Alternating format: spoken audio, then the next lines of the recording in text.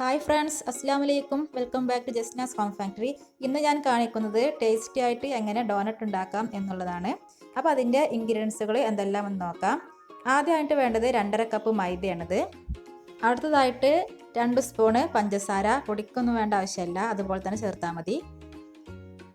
പിന്നെ അതിലേക്ക് 1 teaspoon yeast, 1/2 teaspoon baking powder, 1/4 teaspoon ഉപ്പ്. പിന്നെ ഇതിലേക്ക് നോർമൽ മിൽക്കാണ് 3/4 കപ്പ്. Vanilla essence 1 teaspoon.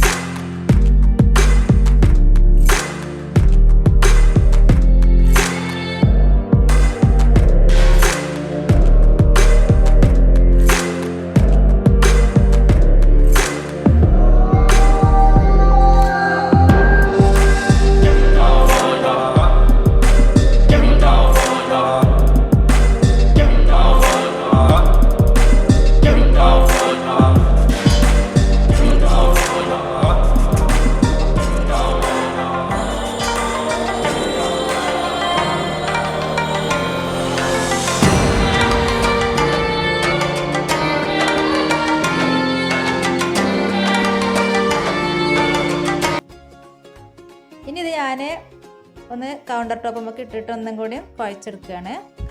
അപ്പോൾ കുറച്ച് മൈദ തൂവി കൊടുക്കുക, എന്നിട്ട് കുഴച്ചെടുക്കുക.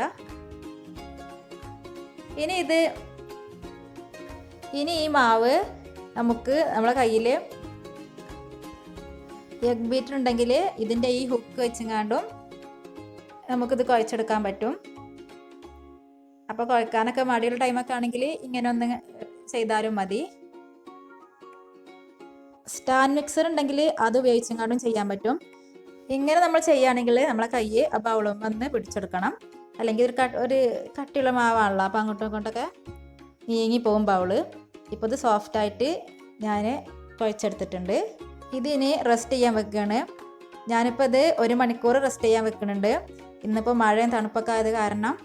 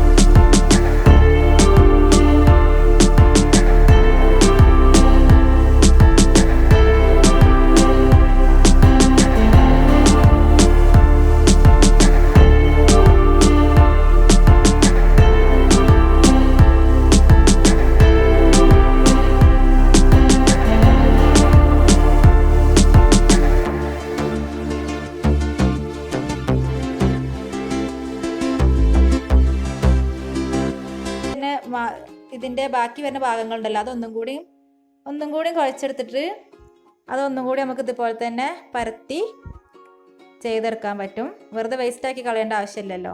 പിന്നെ അതുപോലെ ഇതിൻ്റെ ഈ ഉള്ളിലുള്ള ഈ റൗണ്ടുകളൊക്കെ മാറ്റി വെച്ചാൽ ആ പൊരിക്കണ കൂട്ടത്തിൽ കുട്ടികൾക്ക് അതും കൂടി ഫ്രൈ ചെയ്തിട്ട് അതും കുട്ടികൾക്ക് കൊടുക്കാം. ഇനി ഞാൻ ഈ ബാക്കി മാവ് ആണ് ഇപ്പോൾ ഇത് കുഴച്ചെടുക്കുന്നത്. ഇതൊന്നും കൂടിയും അതുപോലെ തന്നെ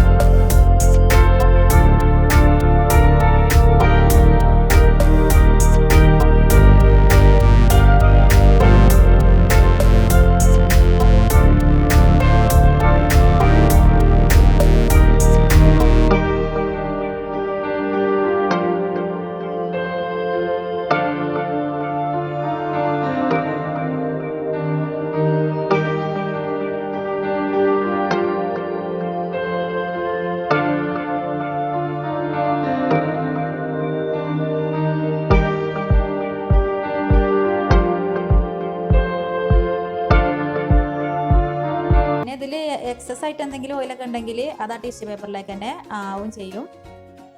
ഇനി എല്ലാതും ഞാനിതുപോലെ ഫ്രൈ ചെയ്തെടുക്കുകയാണ്. ഇപ്പോൾ ഇതെല്ലാതും ഫ്രൈ ചെയ്തെടുത്തിട്ടുണ്ട്. അതുകൊണ്ടോ നല്ല സോഫ്റ്റാണ്, ഉള്ളൊക്കെ നല്ല സോഫ്റ്റ് ആയിട്ടുണ്ട്.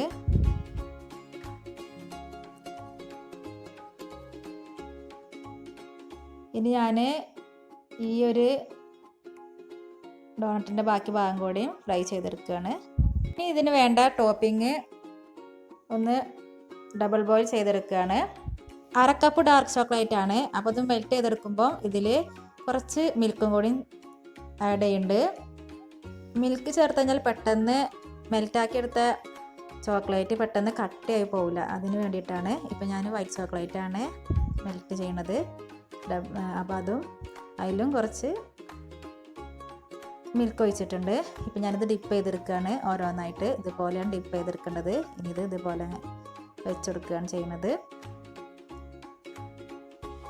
ഡാർക്ക് ചോക്ലേറ്റും വൈറ്റ് ചോക്ലേറ്റും അതിൻ്റെ ഒന്നും ആവശ്യമൊന്നുമില്ല. പിന്നെ നമുക്ക് വേണമെങ്കിൽ പഞ്ചസാരയും പിന്നെ അതുപോലെ തന്നെ അതിലേക്ക് ഒരു ചെറിയ പീസ് കറുകപ്പട്ടയും കൂടി ചേർത്തെങ്ങാണ്ട് അത് ഒന്ന് പൊടിച്ചിട്ട് മൊത്തത്തിലൊന്ന് ഇതൊന്ന് ഡിപ്പ് ചെയ്തെടുത്താൽ മതി. അങ്ങനെയും ചെയ്യാൻ പറ്റും പെട്ടെന്നൊക്കെ ഉണ്ടാക്കുകയാണെങ്കിൽ. ഞാനിപ്പം ഇങ്ങനെയൊക്കെയാണ് ചെയ്യുന്നത്. അത് നിങ്ങൾക്ക് കാണിച്ചു തരണമെന്നുണ്ടായിരുന്നു. ഞാനത് സത്യത്തിൽ മറന്നു പോയതാണ്. അങ്ങനെ ഒന്ന് ചെയ്ത് വെക്കണം എന്ന് ഉണ്ടായിരുന്നു.